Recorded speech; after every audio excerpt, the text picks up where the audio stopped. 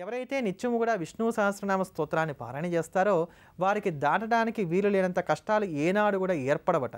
ఆర్త నిషన్నా శిథిలాశ్చ భీత ఘోరేషు వ్యాధిషు వర్తమానా సంకీర్త నారాయణ శబ్దమాత్రం విముక్త దుఃఖ సుఖినో భవంతి అంటూ నారాయణ అని ఒక్కమారు అన్నట్లయితేనే సమస్తమైనటువంటి దోషరాశి తొలగిపోతుందని చెప్పబడుతున్నప్పుడు ఆ నారాయణకి సంబంధించినటువంటి భవ్యమైనటువంటి 1000 నామాల సమాహారం ఇందులో ఉన్నప్పుడు దాన్ని నిత్యం స్మరిస్తున్నప్పుడు ఎంతటి ఫలితం కలుగుతుందో మనం అర్థం చేసుకోవచ్చు. అంతటి విశేషమైనటువంటి ఆ విష్ణు సహస్రనామ స్తోత్రాన్ని శ్రవణం చేద్దాం. శ్రీమన్నారాయణ యొక్క పరిపూర్ణమైనటువంటి కటాక్షాన్ని పొందుదాం. పరమం యో మహద్బ్రహ్మ పరమం యఃపరాయణం పవిత్రాణాం పవిత్రం యో మంగళానాం చ మంగళం దైవతం దేవతానాం చ భూతానాం యో వ్యయఃపితా యతః సర్వాణి భూతాని భవంత్యాది యుగాగమే యస్మింశ్చ ప్రళయం యాంతి పునరేవ యుగక్షయే తస్య లోక ప్రధానస్య జగన్నాథస్య భూపతే విష్ణోర్నామ సహస్రం మే శృణు పాప భయాపహం యాని నామాని గౌణాని విఖ్యాతాని మహాత్మనః ఋషిభిః పరిగీతాని తాని వక్ష్యామి భూతయే ఋషిర్నామ్నాం సహస్రస్య వేదవ్యాసో మహామునిః ఛందోనుష్టుప్ తథా దేవో భగవాన్ దేవకీసుతః అమృతాంశుద్భవో బీజం శక్తిర్దేవకీ నందనః త్రిసామాహృదయం తస్య శాంత్యర్థే వినియుజ్యతే విష్ణుం జిష్ణుం మహావిష్ణుం ప్రభవిష్ణుం మహేశ్వరం అనేక రూప దైత్యాంతం నమామి పురుషోత్తమం. అస్య శ్రీ విష్ణోర్దివ్య సహస్రనామ స్తోత్ర మహామంత్రస్య శ్రీ వేదవ్యాసో భగవాన్ ఋషిః అనుష్టుప్ ఛందః శ్రీ మహావిష్ణు పరమాత్మా శ్రీమన్నారాయణో దేవతా అమృతాంశుద్భవో భానురితి బీజం దేవకీ నందన శ్రేష్ఠేతి శక్తిః ఉద్భవః క్షోభణో దేవ ఇతి పరమో మంత్రః శంఖ బృన్నందకీ చక్రీతి కీలకం శార్ంగధన్వా గదాధర ఇత్యస్త్రం రథాంగపాణిరక్షోభ్య ఇతి నేత్రం త్రిసామాసామగः సామేతి కవచం ఆనందం పరబ్రహ్మేతి యోనిః ఋతుః సుదర్శన కాల ఇతి దిగ్బంధః శ్రీ విశ్వరూప ఇతి ధ్యానం శ్రీ మహావిష్ణు ప్రీత్యర్థే సహస్రనామ జపే వినియోగః. ధ్యానం క్షీరోదన్వత్ ప్రదేశే శుచిమణి విలసత్ సైకతే మౌక్తికానాం మాలా క్లుప్తాసనస్థ స్ఫటికమణి నిభైర్మౌక్తికైర్మండితాంగః శుభ్రైరభ్రైరదభ్రైరుపరి విరచితైర్ముక్త పీయూషవర్షైః ఆనందీన పునీయాదరి నళిన గదా శంఖ పాణిర్ముకుందః భూః పాదౌ యస్య నాభిర్వియదసుర నిలశ్చంద్ర సూర్యౌ చ నేత్రే కర్ణావాశా శిరోద్యౌర్ముఖమపి దహనో యస్య వాస్తేయమబ్ధిః అంతస్థం యస్య విశ్వం సురనర ఖగో భోగి గంధర్వ దైత్యైః చిత్రం రమ్యతే తం త్రిభువన వపుషం విష్ణుమీశం నమామి. బాబావారి ఉపాసన యందు ప్రత్యేకమైనటువంటి ప్రభావాన్ని కలిగినటువంటివి హారతులు. 4 వేళలా ఇచ్చేటువంటి ఈ హారతుల్లోనే బాబావారి యొక్క శక్తి అంతా కూడా మనం పొందడానికి గాను కావలసినటువంటి మంత్రజాలం అంతా ఇమిడి ఉంది. ఇది చాలా విశేషమైనటువంటి శక్తి సంపన్నమైనటువంటివి. అటువంటి హారతుల్లో సంధ్యాహారతికి ఇంకా ప్రత్యేకత ఉంది. ఈ సంధ్యాహారతిలో శరణాగతిని ఎలా మనం వేడుకోవాలో బాబావారికి చాలా చక్కగా తెలియజేస్తూ ఉంటారు. బాబా తల్లి కానీ తండ్రి కానీ బంధువులు కానీ స్నేహితులు కానీ దేవతలు కానీ దిక్పాలకులు కానీ నా శరీరంలో ఉండేటువంటి ఇంద్రియ సమూహం కానీ వీళ్ళందరూ కూడా అడిగినా నా మీద నాకు ఎటువంటి బెంగలేదు, కానీ బాబా నీవు మాత్రం నా మీద అలక్కు, తల్లిలాగా నన్ను పరిపాలన చేస్తూ ఉండు.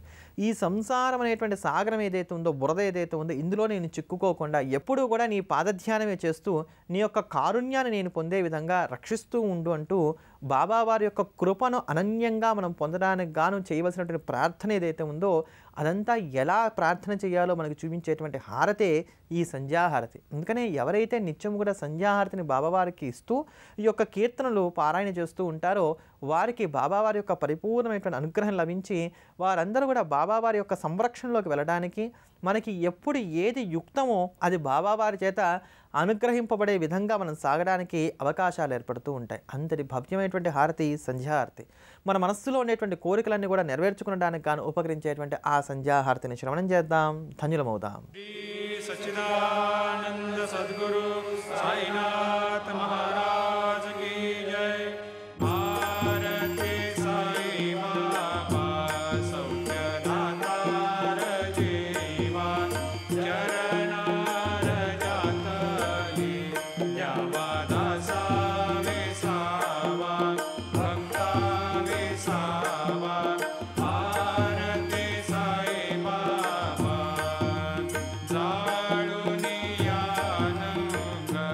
सस्वरूपी राहे रंग मुमोक्ष जनादावी डोळा श्रीरंग डोळा श्रीरंग। भारती साई बाबा जया मनी जैसा भाव दया तैसा अनुभव। दाविसी दया घना ऐसी तुझी माव तुझी माव। भारती साई बाबा तुमचे नाम ध्याता हरे संस्कृती व्यथा। अगाध तव करणी मार्ग दाविसी अनाथा दाविसी अनाथा।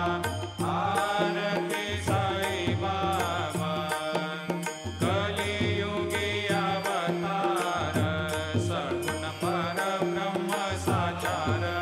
अवतीर्ण झालासे स्वामी दत्त दिगंबर दत्त दिगंबर। भारती साई बाबा आठा दिवसा गुरुवारी भक्त करे देवारे। प्रभु पद पावया भव भय निवारे भय निवारे। भारती साई बाबा माझा निज द्रव्य ठेवा तव चरण रज सेवा। मागणे हे आता तुम्हा देवाधिदेवा देवाधिदेवा। भारती साई बाबा इच्छिता दिन चातक निर्मल तोया निज सुख पादावे माधवाया। మన నిత్య దైనందిన జీవితంలో మనం ఎదుర్కొనేటువంటి విభిన్నమైనటువంటి సమస్యలకి పరిష్కారంగా లలితా సహస్రనామ స్తోత్రం ఏ ప్రకారంగా ఉపకరిస్తోందో తెలుసుకుంటున్నాం కదా.